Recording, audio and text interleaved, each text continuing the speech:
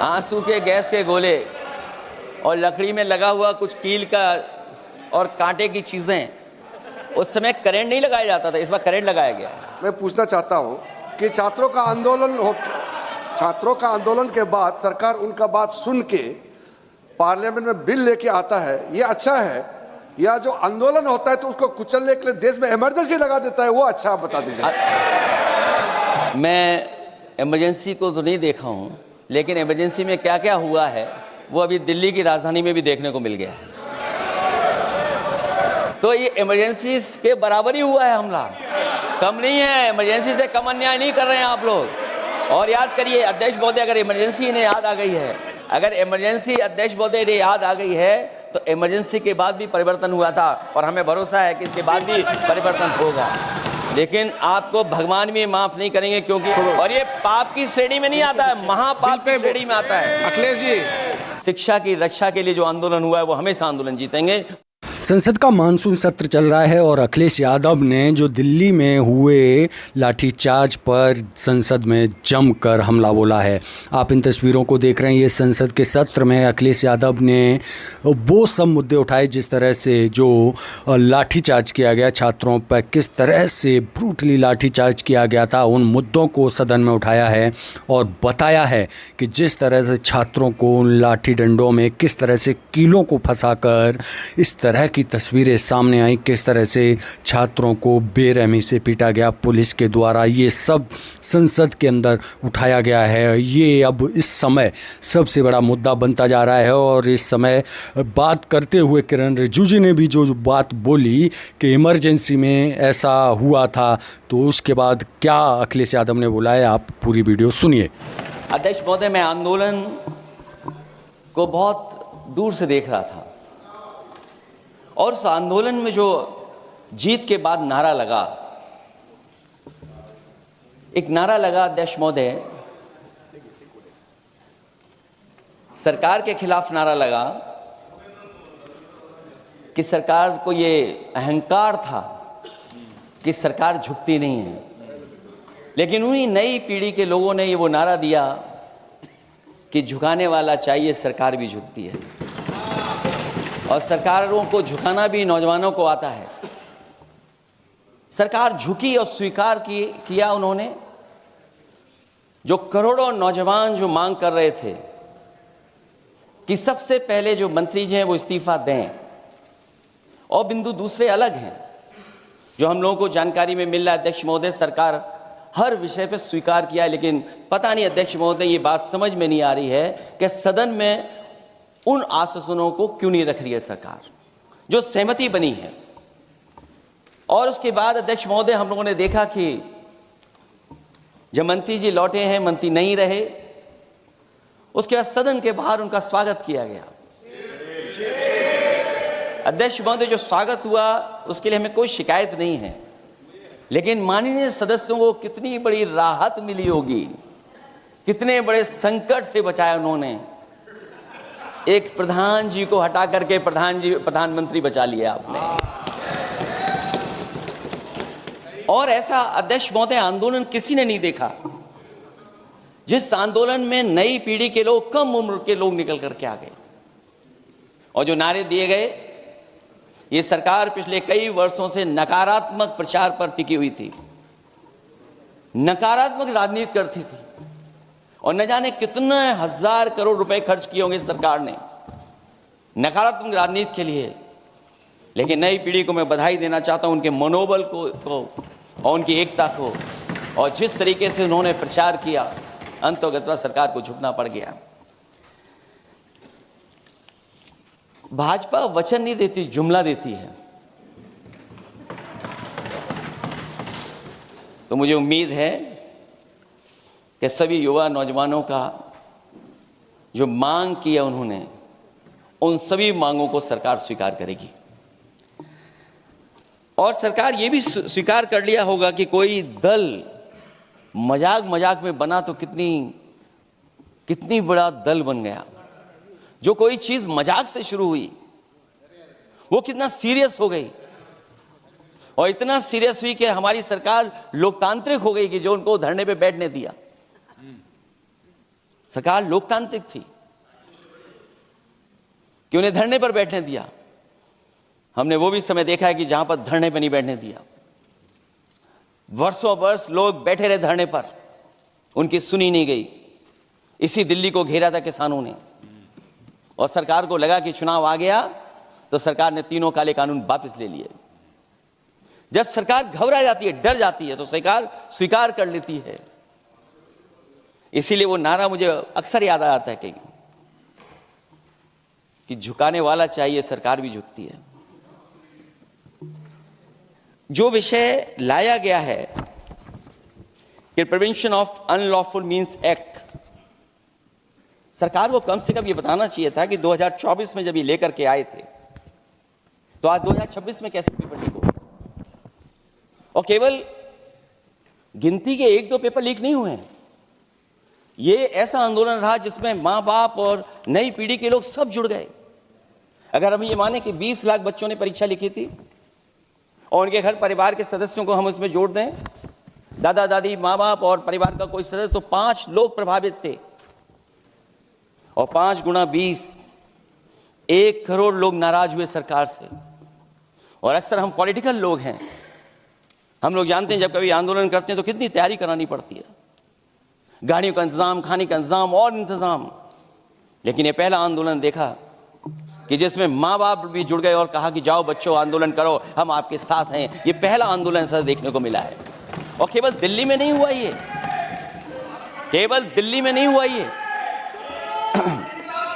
अगर ये बात गलत है, अगर ये बात अध्यक्ष महोदय गलत लग रही है तो देश के होम मिनिस्टर साहब को ले आइए, वो सब एक्सप्लेन कर देंगे।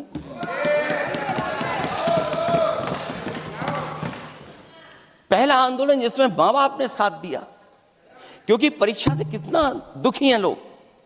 ये जो परीक्षाएं लीक हुई हैं, कई महीनों पहले ये किताब बना दी थी। और अध्यक्ष महोदय, जो लोग चढ़ावा चोरी नहीं बचा पाए, वो पेपर लीक कैसे बचा पाएंगे? जो भगवान के दरबार से दान गायब हो गया, दान चला गया, वो लोग पेपर लीक बचाएंगे? किस कानून को, जो कानून पहले बनाया उसी कानून का संशोधन करके लेकर आए हैं? किसकी आंखों में आप धूल झोंक रहे हैं? और अगर कानून से बच रहा होता तो भाजपा की 10 साल की सरकार में 20 परीक्षाएं कैसे लीक हो गई? 20 परीक्षाएं लीक हुई अध्यक्ष महोदय, जिसमें कोर्ट तक जाना पड़ा, उसके बाद परीक्षा रद्द हुई है।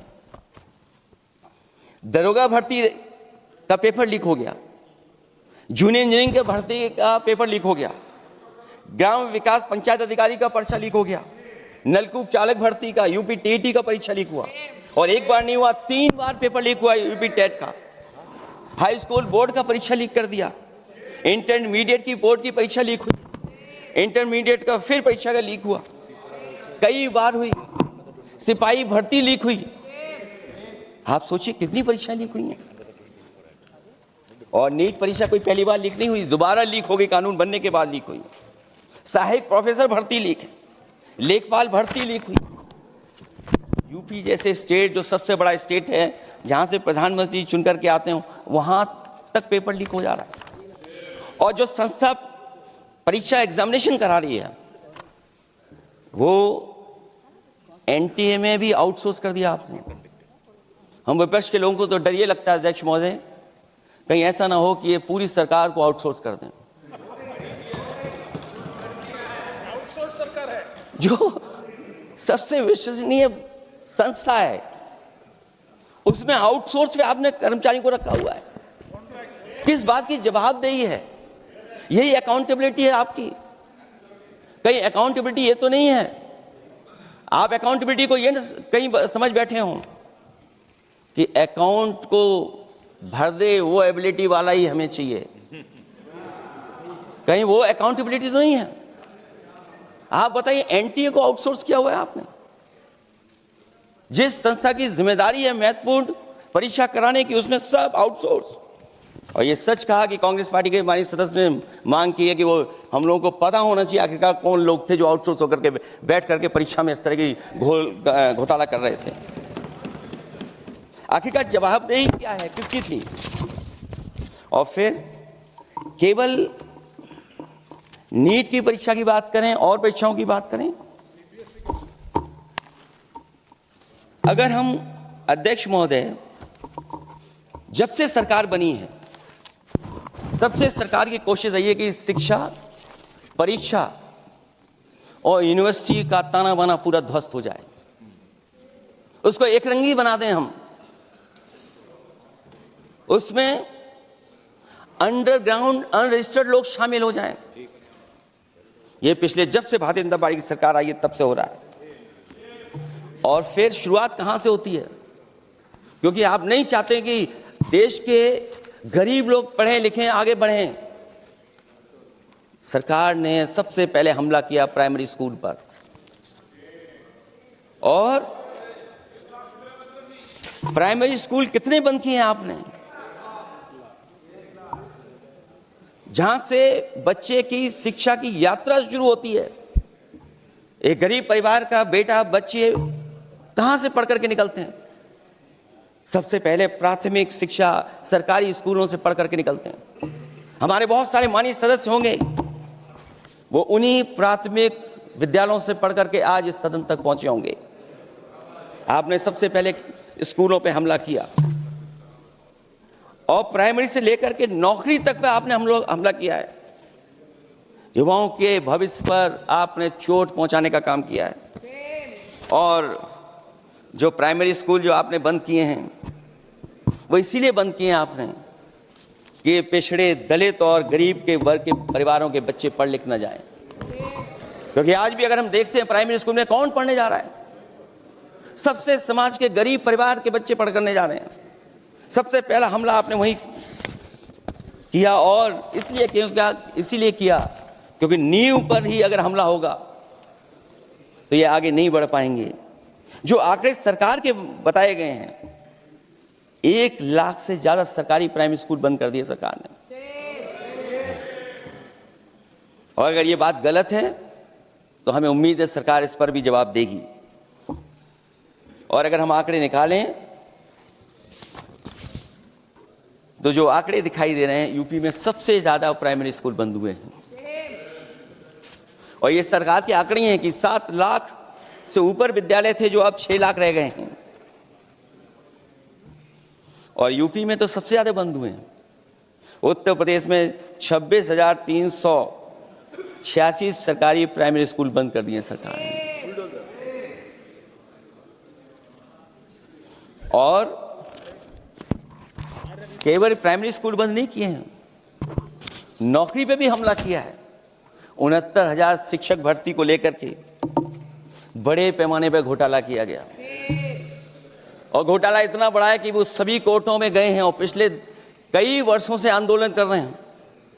कोई स्थान नहीं बचा अध्यक्ष महोदय जहां पर वो शिक्षक भर्ती के लोग न गए हों। मंत्रियों के यहाँ गए, आंदोलन किया है, हाई कोर्ट गए, सुप्रीम कोर्ट गए। लेकिन देखिए सरकार भी कमाल की है कि सरकार उनको नौकरी नहीं देना चाहती, और इसलिए नौकरी नहीं देना चाहती है क्योंकि उन्होंने भर्ती गलत की है। और भर्ती में जिन लोगों का अधिकार छीना है वो सबसे ज़्यादा पिछड़े और दलित परिवार के बेटे, जिनका अधिकार इस सरकार ने छीना है। और ये अगर बात नहीं ठीक है तो हमें उम्मीद है कि सरकार इसका भी जवाब देगी। माध्यमिक स्कूलों को भी बंद किया जा रहा है, और बड़े पैमाने पर स्कूल बंद हुए हैं। और जो बोर्ड की परीक्षाएं लीक हुई हैं, पूरे देश में बड़े पैमाने पर बोर्ड परीक्षाओं के पेपर लीक किए गए हैं। अध्यक्ष महोदय, हम जानना चाहते हैं कि आखिरकार 10वीं और 12वीं के पेपर लीक क्यों हो रहे हैं? 10वीं और 12वीं के पेपर लीक क्यों हो रहे हैं? इसके लिए अगर कोई सरकार के पास जवाब हो तो बताएं। और जो बच्चियों ने जान दी है नीट की परीक्षा में, जब परीक्षा का पेपर लीक हो गया है, अध्यक्ष महोदय, मैं अपनी तरफ से, पार्टी की तरफ से और सभी की तरफ से उन्हें श्रद्धांजलि देता हूं। और हमें उम्मीद है कि सरकार उन बच्चों की मांग मानेगी जिन बच्चों ने ये शर्त रखी है कि उनके परिवार के लोगों को 1 करोड़ मुआवजा दिया जाए। जब उच्च शिक्षा में जिस तरीके से भर्ती हो रही है अध्यक्ष महोदय, जो उच्च शिक्षा की भर्ती है उसमें जो अपॉइंटमेंट हो रहे हैं उनके बारे में तो क्या चर्चा करें कि जब संस्था पे सबसे ऊपर बैठा व्यक्ति ही अन्याय करेगा तो पूरी संस्था में अन्याय होगा। जब से ये सरकार आई है, जो बड़ी बड़ी संस्थाएं हैं, उन सब संस्थाओं में एक रंगी लोगों को बैठा करके उन संस्थाओं को ध्वस्त करने का काम कर रहे हैं।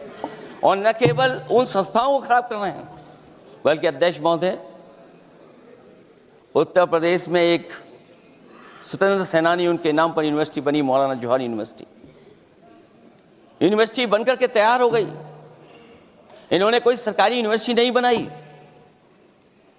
और अगर कोई प्राइवेट यूनिवर्सिटी बन भी गई है तो उसको भी हथौड़ा लेकर के तोड़ने की तैयारी कर रहे हैं ये लोग। ये नफरत की राजनीति कहां लेकर के पहुंचा देगी। और जब से बीजेपी की सरकार आई है, तब से नफरत की राजनीति और दूसरे लोगों के साथ किस तरह का व्यवहार हो रहा है, उन्हें कहीं भी न्याय तक नहीं दिला पाई सरकार। और जब नौकरी की बात आ जाए तो अध्यक्ष महोदय, अग्निवीर भर्ती में भी जो हर साल में कितनी भर्ती होती थी, कभी 80,000 भर्ती हुआ करती थी, अब भर्ती केवल 10,000 हो पा रही है। आखिरकार अध्यक्ष महोदय, सरकार नौजवानों की पढ़ाई और नौकरी पे हमला क्यों कर रही है? और नौकरी पे हमला क्यों हो रहा है?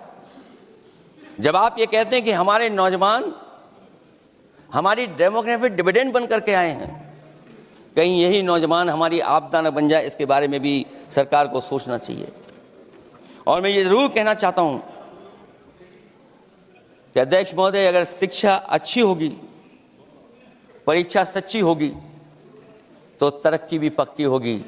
और ये तरक्की नहीं चाहते हैं, इसीलिए शिक्षा पर और परीक्षा पर हमला कर रहे हैं। मैं इन्हीं शब्दों के साथ अध्यक्ष महोदय आपका धन्यवाद देता हूं।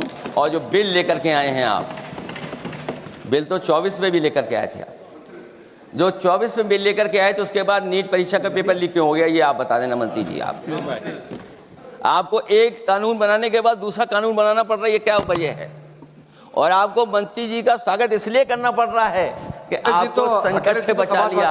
और अगर अखिलेश जी तो समाजवादी है। मैं पूछना चाहता हूं कि छात्रों का आंदोलन के बाद सरकार उनका बात सुन के पार्लियामेंट में बिल लेके आता है, ये अच्छा है, या जो आंदोलन होता है तो उसको कुचलने के लिए देश में इमरजेंसी लगा देता है, वो अच्छा? आप बता दीजिए। अध्यक्ष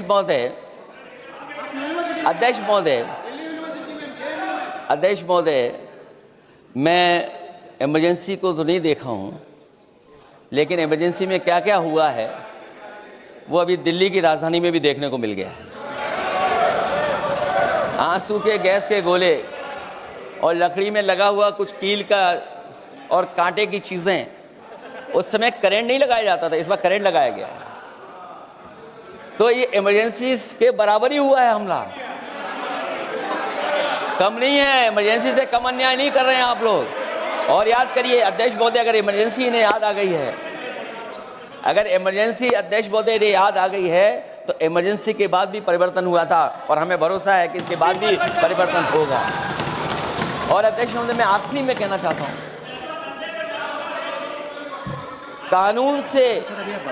कानून से नहीं, नियत साफ होगी तब नीट का परीक्षा साफ होगी। सवाल कानून का नहीं है, आपकी नियत साफ नहीं है। और जिस समय आपकी नियत साफ होगी तो परीक्षा भी साफ हो जाएगी। और हमारे साथी जो कुछ और बातें उठा रहे हैं, आज मौका नहीं है, लेकिन आपको भगवान भी माफ नहीं करेंगे, क्योंकि आप चढ़ावा चोरी में शामिल हुए हैं। और चढ़ावा ही नहीं, जो गुप्त दान था वो भी चोरी हुआ है, गुप्त दान। और ये पाप की श्रेणी में नहीं आता है, महापाप की श्रेणी में आता है। Akhilesh ji bill pay. और अध्यक्ष महोदय, आखिरी में मैं इतना ही कहना चाहता हूं, शिक्षा की रक्षा के लिए जो आंदोलन हुआ है वो हमेशा आंदोलन जीतेंगे। बहुत बहुत धन्यवाद, बहुत बहुत आभार प्रकट करता हूं आपका।